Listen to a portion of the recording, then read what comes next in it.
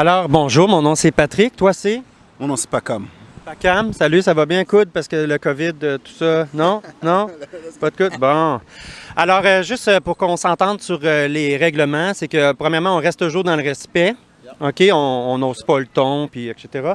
Et deuxièmement, on donne un argument à la fois pour laisser à la chance de l'autre personne de répondre. OK? Alors, Pacam, est-ce que tu es d'accord avec l'affirmation... pas d'accord avec l'affirmation, mais est-ce que tu peux justifier de manger des animaux? Oui, je pense qu'on peut justifier le fait de manger des animaux. C'est pas quelque chose de nouveau. Je pense que il y a des bons éléments, en tout cas nutritifs, à manger, au fait de manger des animaux. Est-ce que je continue ou bien est-ce qu'on... Non, mais je vais répondre. Alors, c'est vrai, il y a des éléments nutritifs dans la chair animale, dans les produits animaliers en général. Est-ce que tu crois qu'il y a des aliments nutritifs dans les animaux qu'on ne trouve pas ailleurs dans le règne végétal? Ah, bien sûr que non. Je pense que dans les végétaux, il y a même bien plus d'éléments nutritifs pour l'homme.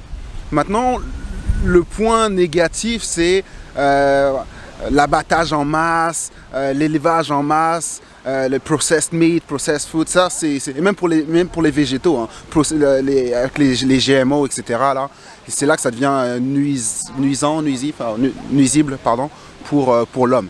Voilà, je pense que manger de la viande de manière modérée, peut-être une fois par semaine ou 2 fois par semaine, changer un peu de viande de bœuf, un peu de poisson, et pas toujours tous les jours, je pense que c'est pas mauvais. Okay. Alors, tu me dis, si j'ai des élevages éthiques, bio, tout ça, ça va être quelque chose qui devient éthique. OK? Mais les élevages de masse où il y a de la maltraitance encore plus flagrante qu'en petits élevages et la tuerie de masse, ça, c'est pas une bonne solution. C'est ça que tu me dis? Oui, c'est pas une bonne chose. Parfait. Pour plusieurs raisons. Sanitaire, d'un point de vue nutritif. Excellent. Mais tantôt, tu me dis que c'était pas nécessaire, par contre, de consommer des produits animaliers pour être en parfaite santé. Est-ce que ça, c'est vrai aussi? Est-ce que c'est pas nécessaire de... Oui, tu peux... on voit des personnes qui sont véganes, qui ne mangent pas, effectivement, ou même des pescatarians, qui ne mangent pas de viande et qui sont en pleine forme. Tu peux être en pleine forme sans manger de viande. Alors, si c'est pas nécessaire à la santé humaine, même si on a des petits élevages, on va quand même finir par tuer un animal, le faire naître, l'exploiter. Il va y avoir de la torture d'impliquer parce que dans chaque exploitation animale, il y a toujours de la torture, comme par exemple les cochons, on leur coupe les couilles, les vaches, on leur enlève les cornes, etc. Les cochons se font couper la queue, les poussins se font enlever le bec, etc. Alors, bref, même si c'est pas nécessaire, tu dis on peut tuer de façon éthique quand même. Oui, avec une réserve. Je pense qu'on le fait pour les animaux, mais si j'étends la question, et si on devrait protéger les animaux de cette manière, et je pense qu'on doit, pourquoi est-ce qu'on n'appliquerait pas aussi cette mentalité sur la nature? Parce que les arbres, etc., hein, on élève, on fait grandir les choux, les carottes, etc., on rajoute des pesticides. Pourquoi est-ce qu'on n'étendrait pas la mentalité sur les végétaux aussi? Voilà. Juste avant de parler des végétaux, je veux revenir à ce qu'on disait au début. Alors moi, est-ce que moi, c'est nécessaire que je batte mon chien?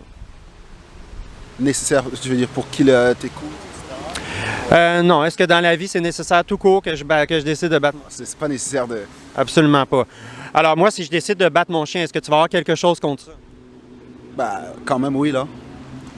Mais en fait, c'est pas nécessaire que je le batte, je le bats, et t'es pas d'accord avec ça. Les animaux d'élevage, c'est la même chose. C'est pas nécessaire de les manger, et on va les tuer quand même. C'est pas nécessaire de les manger. Je sais pas si c'est pas nécessaire. Bon. Je pense que quand même, vivre... Certaines personnes, c'est pas parce que certaines personnes peuvent vivre sans manger de viande que tout le monde devrait vivre sans manger de viande. Regarde, dans l'Antiquité, l'histoire de l'humanité en tout cas, l'homme a toujours vécu de chasse, de pêche et de cueillette. C'est-à-dire que c'était des choses qui étaient déjà là. Maintenant, le point, comme j'ai dit au départ, le point qui est négatif, c'est la mass production. Et c'est ça qui cause problème, en tout cas pour moi. Est-ce que c'est pas nécessaire d'avoir de viande? Si pour toi ça le va, am I answering the question correctly? Est-ce que je réponds à ta question correctement? Tu me disais que ça faisait longtemps qu'on faisait ça, tout ça. Alors moi, je te propose, est-ce que parce que ça fait longtemps qu'on fait quelque chose, ça reste éthique de le faire maintenant? Absolument pas. Comme dans le passé, il y a eu des guerres, des viols, des meurtres, etc.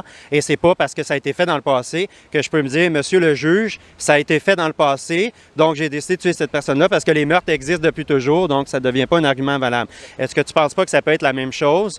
Comme c'est pas parce qu'on mangeait des animaux depuis longtemps qu'on est obligé de continuer à le faire. Je suis totalement d'accord. La seule question que je te poserais, ce serait pourquoi? Qu'est-ce qui serait, pourquoi est-ce qu'aujourd'hui on serait obligé ou on devrait faire ce changement à, entre guillemets, se radicaliser et ne plus manger de viande? Je dis pas que c'est mauvais, mais pourquoi? Est-ce que c'est seulement parce que nos ancêtres ou l'histoire a toujours fait qu'on ne veut pas faire comme l'histoire, ou bien il y a quelque chose un peu plus bio derrière, ou bien protection animalière, protection humanitaire? La raison est simple, c'est parce que maintenant, on a l'opportunité de ne plus faire de victimes en arrière de ça. C'est-à-dire qu'avant, si on recule dans le passé, à un moment donné, on mangeait qu'est-ce qu'on avait sous la main, parce que j'étais pas sûr de manger le lendemain. Alors, c'était vraiment une nécessité, c'est une question de survie. Maintenant, ce n'est plus nécessaire parce que comme tout le monde ici, j'ai accès à un supermarché qui est proche de chez moi. J'ai accès à tous les produits que je veux, dont les produits végétaux qui comblent tous mes besoins.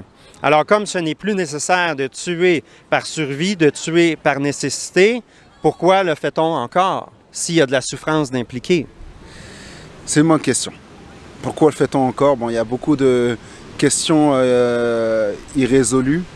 Je pense que c'est bon aussi dans les mœurs humaines, hein, de manger de la viande, ça implique aussi un drastique changement. Regarde, il y a beaucoup de fast-food, des burgers, c'est la culture maintenant, tu vois. C'est pas seulement on a besoin de manger pour se nourrir, c'est devenu la culture. Il y a eu beaucoup de cultures, des traditions aussi, qui évoluent à travers le temps, comme par exemple l'excision. La corrida. Mettons, je prends la corrida. De plus en plus de gens s'élèvent contre la corrida parce qu'on tue, dans le fond, pour un plaisir, pas un plaisir gustatif, un plaisir visuel. C'est le fait de voir un animal se faire torturer, le fait de voir le spectacle du torero, je crois, qui torture et qui tue l'animal, c'est plus rendu quelque chose qui est... c'est rendu quelque chose de très controversé maintenant, tandis qu'avant, ça l'était beaucoup moins. Est-ce que ça serait le temps maintenant, ne serait-ce pas le temps maintenant de justement reconsidérer la tradition qui est de tuer des animaux pour se nourrir, si c'est reconnu par la science maintenant que c'est plus nécessaire? Si c'est reconnu par la science, bon, je m'arrêterai pas sur la science pour dire c'est scientifiquement prouvé, donc oui. Mais je pense que c'est toujours le bon moment. Chercher à innover, c'est toujours le bon moment de ramener de nouvelles options, de ramener de nouveaux points de vue. Ouais. Est-ce que tu dirais que, par rapport à quand tu es arrivé dans la discussion tantôt, que maintenant, tu serais plus prêt à faire des recherches sur d'autres façons de te nourrir qui font peut-être moins de victimes? Tu sais, j'ai pas mal d'amis qui ne mangent pas de viande, funny enough. Ils ne mangent pas de viande, qui sont véganes, qui sont pescatarians. J'ai moi-même essayé de réduire la viande, mais c'est pas quelque chose que j'y arrive. Tu vois, c'est pas quelque chose auquel j'arrive. Est-ce que tu veux me dire qu'est-ce qui t'empêche de justement y arriver? Ben, j'aime la viande. Hein. Moi, j'aime. Donc le goût? J'aime la viande, la texture. J'aime un steak un peu saignant. J'aime un poisson frit. J'aime ça là. Moi, évidemment aussi, j'ai beaucoup aimé ça. Maintenant, je me rappelle plus vraiment qu'est-ce que ça goûte, mais je me rappelle. Ouais. Ah, j'en doute même pas. Mais moi, pendant 38 ans, j'ai mangé des animaux sans me poser de questions vraiment. Et je me rappelle qu'avant de devenir végane, je demandais à ma copine, parce que c'est elle qui fait l'épicerie, d'acheter des gros morceaux de vache, des gros steaks épais, parce que j'aimais ça voir le rouge. Puis je me rappelle de ça. Et je le faisais vraiment pour le goût. Mais si je te bouscule un peu, je te dirais à quoi tu accordes le plus de valeur? Ton plaisir gustatif? Ou, admettons, le cochon qui, lui, va être tué dans une chambre à gaz, qui va avoir une vie de merde et qui va finir par être tué dans une chambre à gaz, même au Québec. À quoi accordes-tu plus de valeur? La vie de l'animal, la souffrance de l'animal ou ton plaisir gustatif? C'est une bonne question. Quelque part, j'ai envie de dire un peu mal placé, en tout cas pour moi. C'est une autre tangente. Est-ce que j'accorde le plus d'importance à mon plaisir ou est-ce que j'accorde plus d'importance à l'animal? Je pense qu'il faille être un peu plus humaniste, c'est-à-dire on accorde le plaisir à l'animal. Voilà. Si c'est juste pour mon plaisir que je mange... À la vie d'un animal. La vie d'un animal. Hein. Si c'est juste pour mon plaisir que je mange du bacon et que ça prend la vie d'un animal, peut-être que ce plaisir, je peux m'en passer. Voilà. Mais si, comme j'ai dit au départ, ce sont des animaux, bon, je n'ai pas envie de dire fait pour ça. Bon, c'est un peu compliqué. C'est assez délicat. Fait pour ça, c'est ça. C'est pour ça que je dis que c'est assez délicat, parce que tu vas me dire, les animaux qui sont élevés en masse, ils sont faits pour ça, voilà. Il y a certains... Ça te va si je réponds? Alors, fait pour ça, c'est parce que nous, on a décidé que l'animal est fait pour ça. Mais l'animal, lui, il n'a rien demandé. L'animal, c'est comme le chien, c'est comme l'éléphant, c'est comme tous les autres animaux. Ils ont leur propre intérêt, qui sont les mêmes que nous, souvent. Plaisir... Comme ils recherchent le confort, ils fuient l'inconfort, ils veulent une vie familiale, une vie sociale, même les cochons, les chiens, ils veulent être libres, ils veulent pouvoir autant que possible avoir une vie remplie de joie, de bonheur et non pas souffrir pendant toute leur vie, de la même façon que nous, on veut. C'est un peu nous qui a décidé, on va décider que eux sont là pour nous nourrir, mais eux ont leur propre intérêt, tu comprends? Je suis totalement d'accord avec toi. Et justement, je disais que c'était une petite tangente, mais puisque tu en parles, je vais en profiter. On parle de la protection animalière, mais il y a encore des hommes aujourd'hui qui sont traités comme des animaux. On fait des gros débats sur laisser-les vivre les animaux, protéger les animaux. Aujourd'hui, tu peux pas même taper un chien sans avoir un organisme sur le dos, mais on a des êtres humains qui sont vendus comme moins des animaux, bâtis comme des animaux, et c'est pas des débats. Donc voilà, moi aujourd'hui, j'irais pas dire que le débat animal c'est pas mon débat, mais je pense que j'ai un débat qui est un peu plus, qui m'est un peu plus à cœur, sur lequel je me focus aujourd'hui, et voilà, les débats de l'humain, les débats de l'homme noir par exemple, la société ou autre, et il y en a plusieurs. Hein. Voilà. Là, il y a beaucoup le Black Lives Matter. Il y a aussi, il y en a qu'on n'entend pas souvent parler, mais l'exploitation humaine des enfants, l'exploitation des femmes dans les... oui, mais moi, je pensais surtout à le trafic humain. Hein? Tu comprends, les femmes, trafic humain. Alors, ce sont tous des causes, évidemment, qui méritent de l'attention, qui méritent d'être défendues, qui méritent que des gens qui descendent dans la rue et qui se battent pour.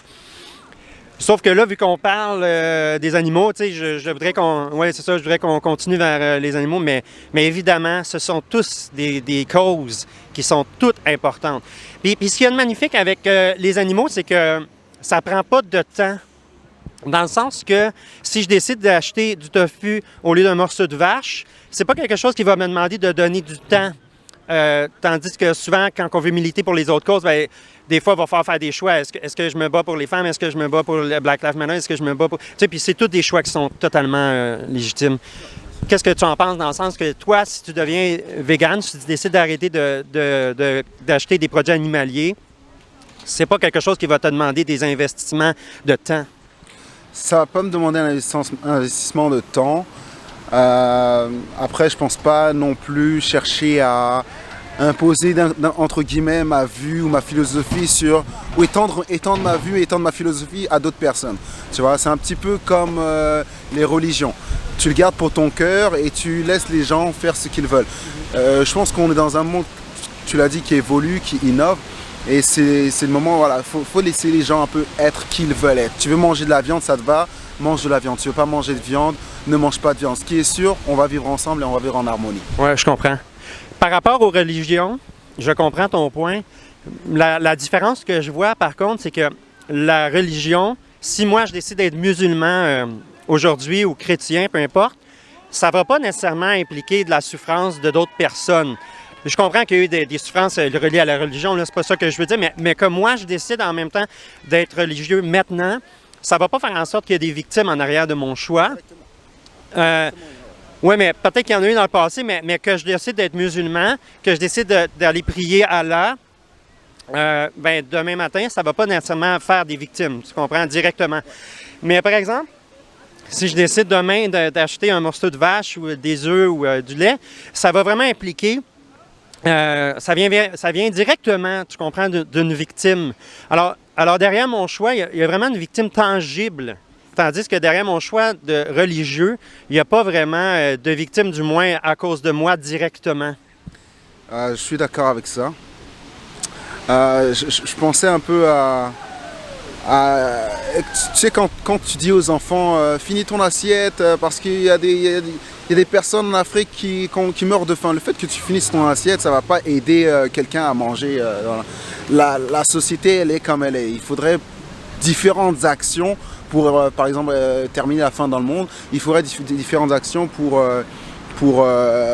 changer les mentalités et permettre une grosse transition vers le véganisme, si je peux dire ça. Je pense que en un siècle et faire des promotions sur le véganisme, je pense pas que ce soit véritablement ça qui aiderait à changer les mentalités et à réduire la production, la mass production ou les mass killings. Voilà. Si je ne me trompe pas, 90, il y avait d'énormes campagnes par les lobbies de lait. Aujourd'hui, on dit que le lait, c'est mauvais. Voilà. Aujourd'hui, et si avec la même mentalité, on commencerait aujourd'hui à pousser les gens à manger un peu plus de légumes, de vegetables, etc. Ces végétaux ne sont pas grandis naturellement. Comment on dit ça en français? Ils ne sont pas, is that a word? Grandis, élevés. Produits, oui. Voilà, ils ne sont pas produits naturellement. C'est-à-dire qu'il y a beaucoup de pesticides, il y a beaucoup de GMO. Et ça aussi, c'est pas non plus certes, ça ne tue pas, ça prend pas la vie de quelqu'un, ça prend pas la vie d'un animal, ça prend pas la vie d'un être humain, mais ça engendre des problèmes, tu vois, là, au niveau de la terre et au niveau des humains. Donc, on va faire une promotion pour manger vegan, mais est-ce qu'on mange véritablement plus sainement? Et sinon, si on ne mange pas véritablement plus sainement, quel est le but? Finalement, quel est le but? Parce on change d'un produit toxique à un autre. Donc au final, c'est juste ce que je pense. Et je pense que si on voudrait rester un peu plus bio ou protéger que ce soit l'être humain ou l'être animal, ce serait de réduire les consommations de masse, les productions de masse, premièrement. Oui. Il y a plusieurs points que j'étais d'accord. Par rapport au fait d'être en santé, selon Santé Canada, si tu manges des produits végétaux, tu vas avoir moins de chances de certaines maladies comme le diabète, puis les ACV, puis les maladies cardiaques par rapport à celui qui mange beaucoup de produits animaliers dans lesquels il y a du cholestérol, dans lesquels il y a plus de gras trans, etc. Alors, d'aller vers une diète végétalienne, c'est pas nécessairement une garantie de santé, mais forcément, si tu y vas vers les produits moins transformés, parce que les produits transformés, qu'ils soient véganes ou qu'ils ne soient pas véganes, c'est controversé. Alors, si tu vas vers une diète végétalienne qui a peu de produits transformés, c'est-à-dire avec des produits végétaux frais, tu vas avoir une meilleure santé globale. Là. Ça, c'est vraiment quelque chose qui est solide scientifiquement. Mais je voulais revenir... parce que tu parlais d'éthique un peu au début, puis on a divergé vers l'environnement et la santé, mais par rapport à l'éthique, ce qu'on peut faire de très facile pour les produits animaliers, c'est de ne pas voter, de ne pas payer, de ne pas dire aux exploiteurs « continuez à tuer des poussins mâles parce que je veux des œufs ». Alors, à chaque fois que tu vas payer, c'est comme si tu votais. Alors, c'est très facile de juste voter pour des produits végétaux qui sont sans souffrance, puis d'arrêter de voter pour des produits animaliers. C'est quelque chose qu'on peut faire très facilement. Qu'est-ce que tu en penses? Je suis d'accord avec ça. Ça peut être un départ. Ça peut être un départ pour une transition. Je pense qu'il faille plusieurs actions, il faille beaucoup d'unité et il faille surtout une vision claire de où est-ce qu'on s'en va. Voilà. Pas une vision utopiste de on va arrêter de manger de la viande, on va arrêter de tuer des animaux et ça va aller mieux, on aura une meilleure santé. Je pense que ça c'est vraiment utopique là quand même, mais avoir une transition plus ou moins réalistique, on va essayer de réduire les consommations de viande, on va essayer de réduire les produits, les mass production, on va essayer d'améliorer les santé, quelque chose qui soit un peu plus réaliste avec des actions un peu plus tangibles. Je suis très d'accord avec ce que tu viens de dire d'un point de vue société. Comme, c'est sûr que la société ne va pas devenir végane demain matin, ça c'est impossible. OK? Mais là, graduellement, tu l'as dit toi-même, le lait, tout d'un coup, il y a une controverse, alors qu'avant, moi, quand j'étais jeune, il y avait des berlingots de lait à l'école, tandis que maintenant, il n'y en a plus ou très peu. Alors, d'un point de vue sociétal, ça change graduellement. Mais je pense que d'un point de vue personnel, on peut tout de suite faire le choix de payer ou non pour ces produits-là. T'sais, de faire un vote vraiment personnel, plus direct et moins vers la progression, plus vers le « moi, je ne veux plus participer à cette tuerie de masse-là ». Tu marques un bon point parce que tu touches du contexte sociétal et le contexte personnel qui sont intrinsèquement liés. Voilà, parce que plusieurs personnes forment la société. Ouais. À quel moment on fait cette dichotomie, cette distinction entre les personnes devraient et la société devrait? Ouais. À quel moment est-ce qu'on fait cette distinction et à quel moment est-ce qu'on ne force pas une contrainte sociétale aux personnes? Enfin, est-ce que tu comprends, Maquet? Oui, je comprends très bien qu'à un moment donné, il y a un lien à faire. Là. Okay? Il y a une responsabilité individuelle, puis il y a une responsabilité en tant que société. Moi, j'ai pris la responsabilité individuelle de ne pas participer à la cruauté animale, donc de ne plus payer pour ça. Mais je continue à penser que les gens, d'un point de vue individuel, devraient, premièrement, s'informer sur comment c'est fait, parce que on ne sait pas que les poussins sont tués à la naissance, les poussins mâles sont tués à la naissance dans l'industrie des œufs. Moi, je ne savais pas qu'une vache ne produisait pas du lait toute sa vie et que c'était comme du lait maternel et que le veau, quand il naît, ici, c'est un mâle, il est tué. Je ne savais pas ça. Et j'ai jamais vu de cochon se faire asphyxier dans une chambre à gaz. Et quand j'ai vu ça, bien là, ma responsabilité individuelle, justement, elle a pris tout un coup. Puis là, moi, j'étais torturé par le fait que j'aime manger ces produits-là. Mais en même temps, je ne voulais pas nécessairement contribuer à ça. Et j'ai, à force d'en regarder et de travailler ça, à un moment donné, je ne pouvais plus vivre avec le fait de savoir que mon morceau de cochon était mort dans une chambre à gaz de chez Olimel. Alors, je ne voulais plus vivre avec ça. Alors, j'ai vraiment pris, à titre personnel, de ne plus contribuer à ça. T'sais. Mais je pense que les gens auraient un certain devoir de s'informer et après de plus contribuer à ça, vu qu'on n'est plus obligé.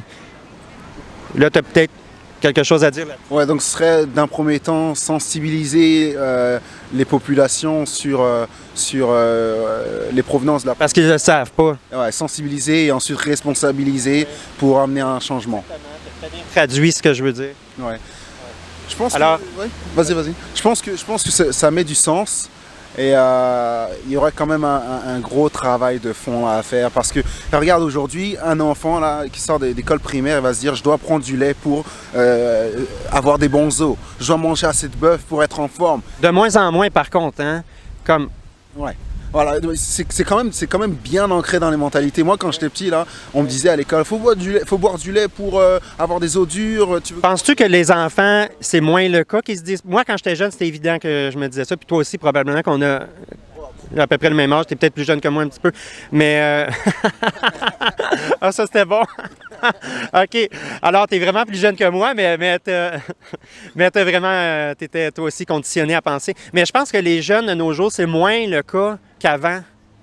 Qu'est-ce que tu en penses? Je pense que c'est moins le cas parce que l'un des effets de la mondialisation, c'est que ceux qui veulent s'informer peuvent s'informer. Tu as Internet, tu lis, tu prends un bouquin, tu lis, tu t'informes, tu te rends compte que c'est pas tout, le lait, ça prend pas de sens de boire du lait pour renforcer ton calcium là. Déjà, si tu vois même que le veau, pardon, on ne boit pas de lait après un certain moment, pourquoi est-ce que toi, à 30, à 20 ans, tu vas encore chercher à boire le lait de l'animal? Tu bois plus de lait après un an, je sais pas, pour les enfants, là, 2-3 ans, tu bois plus de lait. Et tu vas chercher non pas à boire du lait de tes parents, mais le lait d'un animal. Ça prend pas de sens. Je pense que les gens commencent à comprendre que, bon, les scientifiquement prouvés n'étaient pas vraiment scientifiquement, et voilà. Oui, puis je rajouterais que chez les Vietnamiens et la population... Chez les Vietnamiens, je pense qu'il y a 100% des gens qui sont intolérants au lait de vache. Puis le asiatique, c'est je crois, là, j'ai peut-être, mais il faudrait que j'aille vérifier mes sources, mais alentour de 80 %. Et ceux qui sont originaires d'Afrique, c'est quelque chose comme 75 % en tout cas. Peut-être que mes chiffres sont pas bons, là, mais le lait maternel de vache, c'est vraiment une petite partie de la population qui est capable de les digérer. Mais bref, écoute, je rajouterai quelque chose si tu veux finir, mais moi, notre conversation me satisfait amplement. Puis ce qui me ferait plaisir, rappelle-moi ton nom, Pacam, ce qui me ferait vraiment plaisir, Pacam, c'est que tu écoutes un de ces documentaires-là, surtout Dominion, que tu le prennes en photo puis que tu écoutes ça prochainement. Écoute, ça me ferait vraiment plaisir. Je trouve qu'on a eu une belle discussion, toujours dans le respect. Puis si tu veux rajouter quelque chose, ben tu as l'occasion. Je pense que on a une super bonne discussion, très ouverte, des bons points qui ont été marqués. C'est une question que je me pose. J'ai essayé un peu de réduire de la viande, réduire la viande, le poisson, etc. pour différentes raisons. Plus des raisons de santé plutôt que des raisons animalières. Mais ça rejoint la même cause. Moi, la petite tâche que je te demanderais, c'est de regarder... l'application j'ai développé une application avec mon équipe et c'est une pièce d'identité digitale en fait. On sait où le monde s'en va. Si tu peux me rechercher un peu sur internet, c'est @pac.kd _kd. Peux-tu me dire exactement c'est quoi, puis à tout le monde aussi qui écoute? Alors c'est une pièce d'identité digitale. Aujourd'hui, tu as ton permis de conduire, tu as ta pièce de santé, ta carte de santé, tu as ton passeport, tu as différents médiums pour présenter ton identité, authentifier ton identité. Nous, ce qu'on pourvoit en fait, c'est une pièce d'identité digitale qui serait universelle. Tu aurais ton permis de conduire, ton passeport et ta carte de santé, en tout cas pour l'instant, sur ton téléphone. Tu as une alternative aujourd'hui à l'argent physique, c'est l'argent digital avec ta carte de crédit et ton téléphone Apple Pay. Voilà, tu peux te le payer avec ton téléphone. Alors pourquoi ne pas avoir une alternative digitale pour ta pièce d'identité? Ce sont des choses qui arrivent et alphalabs.io, Tevis EID, donc ce sont des compagnies que j'ai lancées. Et donc nous fournissons des pièces d'identité digitales. Donc ce serait le petit exercice. Moi je vais regarder ce que tu me demandes de regarder. Si tu me promets de regarder ça, c'est sûr que je regarde ton application. Il n'y a pas de souci alors. Merci beaucoup. Merci à toi. Bon, hey, moi je vois déjà le thumbnail, OK? Le thumbnail. T'es vraiment plus vieux que moi. Quelque chose de...